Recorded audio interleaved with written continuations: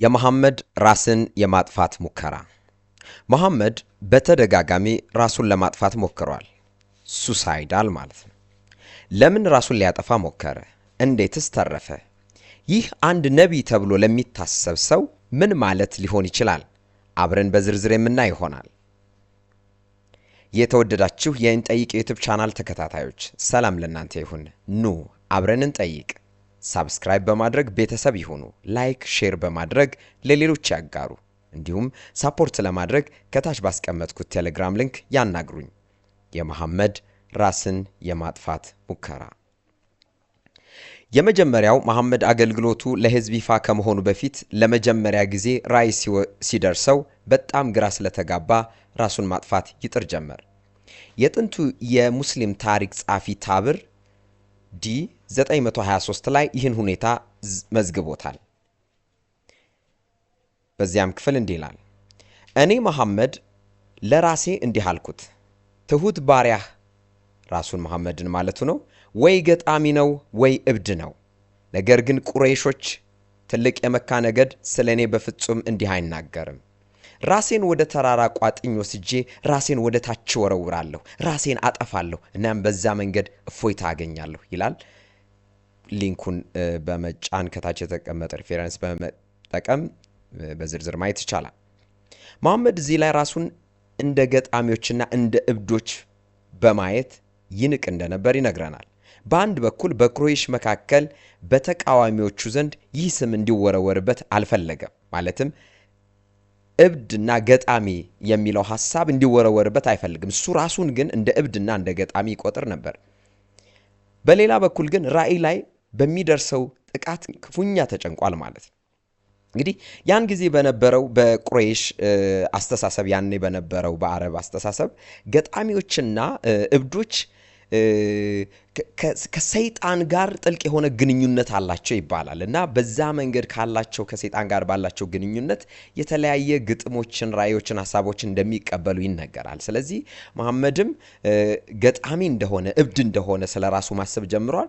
እሱ ብቻ ሳይሆን ሌሎችም ያስባሉ እና ራሱ እንደዛ ቢያስብም ግን የቁረይሽ ወገኖቹ ግን ወይም ደግሞ የቁረይሽ ተቃዋሚዎቹ እሱ ላይ እብድ እንዲሉትም ገጣሚ እንዲሉትም አይፈልግም ማለት ነው። ግን እየመጣ ያለው ራእይ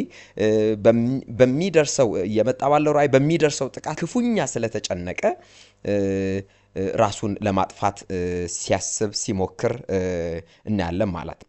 እንግዲህ ታማኝ የሆነው ሐዲስ ቡኻሪ ከታባሪ ጋር ሙሉ በሙሉ ይስማማል ማለት ነው። እንግዲህ አንዳንዶች ታባሪን እንደ ታማኝ ምንጭ ላያዩት ይችላሉ። ብዙውን ጊዜ ታሪክን አጋልጦ ስለሚያወጣ እውነታውን ስለሚያጋልጥ ሊቃወሙ ይችላሉ። ግን በእስልምና ምሁራን ዘንድ በጣም ተቀባይነት ያለው ነው። ያም ሆኖ ታማኝ ሆነው ሐዲስ አልቡኻሪ እንዲህ ይላል። ሳሂህ አልቡኻሪ 6982 ላይ ከጥቂት ቀናት በኋላ ግን ዋራቃ ሞተ እና መለኮታዊ ተመስጦም ለተወሰነ ጊዜ ቆመ። እናም ነቢዩ በጣም አዘኑ። ከረጅም ተራራዎች ጫፍ ላይ ራሱን ለመጣል ብዙ ጊዜ እንዳሰበና ራሱንም ለመወርወር ወደ ተራራ ጫፍ በወጣ ቁጥር ጅብሪል በፊቱ ይታይና መሐመድ ሆይ አንተ በእውነት የአላህ መልእክተኛ ነህ ይለዋል። እናም ልቡ ትመለሳለች፣ ተረጋግቶ ወደ ቤቱ ይመለሳል ይለናል። ከዚያ የተስፋ መቁረጥ ድርግት በፊት ግን መሐመድ ለመጀመሪያ ሚስቱ ሄድጃ ገጣሚ ወይም እብድ ነኝ ብሎ እንደሚፈራ ነግሯት ነበር። ቁርአንን ያወረደው ሰይጣን በሚለው ቪዲዮ ላይ ዋሻ ውስጥ የተገለጠውን እንግዳ እንዴት መሐመድን በእርግጫ ያሰቃየው እንደነበር አጋርቻለሁ። የዚያን ጊዜ የተፈጠረ ክስተት ነው። ራሱን የሆነ ነገር ሳልሆን አልቀርም ብሎ ለሄድጃ የነገረበት ማለት ነው። ሄድጃም ክርስቲያንና ምሁር ነው ተብሎ ለሚገመተው የአጎቷ ልጅ ዋራቃ ልትነግረው ሮጠች። የአጎቷ ልጅ አይነ ስውር የተከበረ ሽማግሌ መሐመድ ከሰይጣን ጋር እንዳልገጠመ ነገራት። ዋራቃ ሙሴን ከገብርኤል መገለጦችን እንደተቀበለ ጠቅሷል። ይህም የመሐመድን ስጋት አረጋጋው ማለት ነው። ይሄ ለሙሴ የተገለጠው እኮ ነው፣ አናስ ሙስ ጅብሪል ነው ብሎ ለመሐመድ ሲያጋራው ያኔ ነው የተረጋጋው ማለት ነው። እውነትም በቃ ጅብሪል ነው የመጣልኝ በሚለው ሐሳብ የተፈጠረው ማለት ነው። ነገር ግን ኦሪት ቶራን በምናይበት ጊዜ ይህንን የመላእክት አለቃ በፍጹም አይጠቅስም። ስለዚህ የክርስቲያኑ ምሁር ዋራቃ መሐመድና ሙሴን ሲያወዳድር ተሳስቷል ማለት ነው። በመላው መጽሐፍ ቅዱስ ውስጥ ገብርኤል በስም የተገለጠው 4 ጊዜ ብቻ ነው። ዳንኤል ምዕራፍ 8 ከቁጥር 16 እና ዳንኤል ምዕራፍ 9 ከቁጥር 21፣ ሉቃስ ምዕራፍ 1 19 እና ሉቃስ ምዕራፍ 1 26። ዳንኤል በቅዱስ ገብርኤል ፊት በቅዱስ ፍርሃት ሰግዶና ዘካርያስና የኢየሱስ እናት ማርያምም በመገኘቱ ተደንቀው ሳለ እጅግ ግራ መጋባትና ራስን የማጥፋት ሐሳብ አላጋጠማቸውም። መልአክ ሲገለጥ ሊፈሩ ይችላሉ፣ ሊደነግጡ ይችላሉ።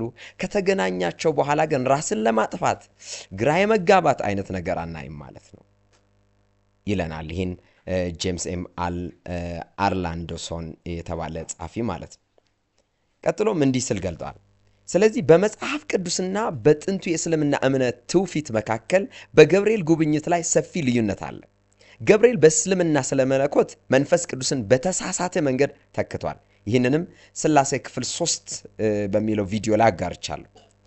የመጽሐፍ ቅዱስ ገብርኤል አክብሮት እንዲያሳዩ ትእዛዝ ቢሰጣቸውም ዳንኤልን፣ ዘካርያስን ሆነ ማርያምን በአካል አልበደላቸውም። በተቃራኒው የቁርአን ገብርኤል መሐመድ ላይ አካላዊ በደል ፈጽሞበታል። ይህ ለመሐመድና ለአላህ መስፈርታቸው ነው። እስልምና የክርስትና የመጽሐፍ ቅዱስ የተወሰኑ ዝርዝሮችን ይዟል። ነገር ግን አላህና አምላክነቱ ነገሮችን ከመጠን በላይ በመለጠጥ ነገሮችን ያጣምማሉ ማለት ነው።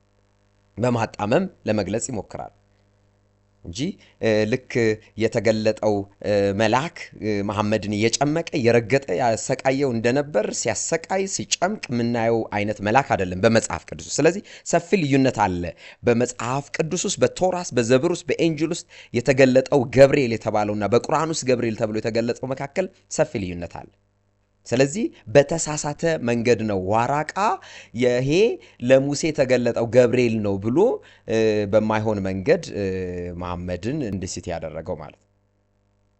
ሁለተኛው ራስን የማጥፋት ሐሳብ ምሳሌ በመሐመድ ሕይወት ውስጥ በአንድ መንፈሳዊ ድርቀት ወቅት ውስጥ ነበር። የጅብሪል መገለጦች ቆሙ። ስለዚህ እንደገና ተስፋ ቆረጠ። የታሪክ ምሁሩ ታባሪ ይህን ትውፊት ዘግቦታል። ተመስጦ ወደ መልእክተኛው ዘንድ ከመምጣት በመቆሙ በጣም አዘነ። ራሱን ከእነርሱ ለማምለጥ ወደ ተራሮች ቋጥኝ መሄድ ጀመረ። ታባሪ ቅጽ 6 ገጽ 76 1155። ረጃጅም ቋጥኞችን ለመውጣት ረጅም ጊዜ ይወስድበታል። እሱም ይህን ያደረገው ከአንድ ጊዜ በላይ ነው። ተራራውን በሚወጣበት ወቅት ምን ያስብ ነበር? ከከፍታው ወደ ታች ሲመለከት ምን አስቦ ነበር? በእርግጥም የአእምሮ መቃወስ ገጥሞት ነበር። ይሁን እንጂ በቅጽበት ገብርኤል ብቅ ብሎ እንዲያቆም ይነግረው ነበር። ይህ መለኮታዊ ጣልቃ ገብነት ምንም ይሁን ምን ይህ ምን አይነት ነቢይ እንደሆነ አለመጠየቅ አይቻልም።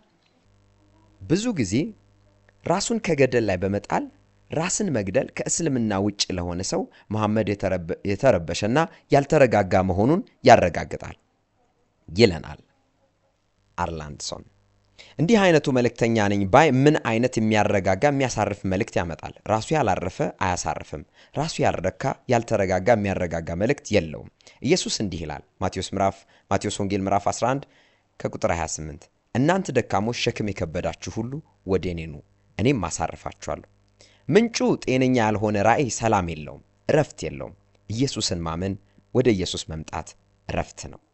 የተወደዳችሁ ይህን ጠይቅ የዩቲዩብ ቻናል ተከታታዮች እረፍት የለሽ ከሆነ ከእንደዚህ አይነት አምልኮትና ሃይማኖት በማምለጥ ኢየሱስ ክርስቶስን በመከተል የዘላለምን ሕይወት ማግኘት ይሆንልን እላለሁ። መልካም ቆይታ።